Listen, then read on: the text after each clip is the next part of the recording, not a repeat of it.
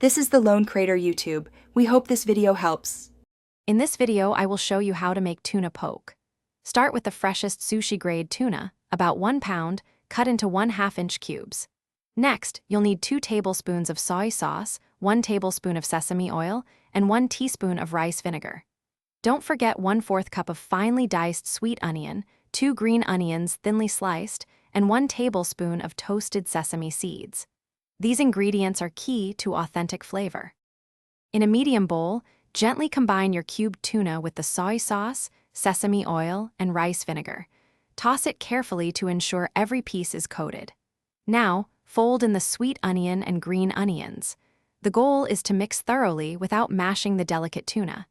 This step infuses the fish with all those wonderful flavors. After mixing, let your poke marinate in the refrigerator for at least 15 minutes. This allows the flavors to meld beautifully.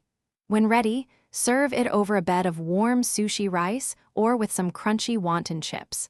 A final sprinkle of toasted sesame seeds and a dash of chili flakes will add a perfect finish. Enjoy your delicious, homemade tuna poke. You can easily customize your poke by adding 1/2 cup of diced avocado for a creamy element, or try some edamame for extra texture.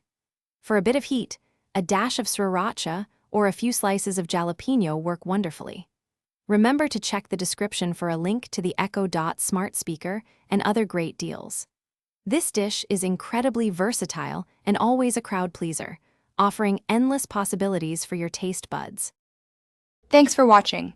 Consider subscribing if we helped you.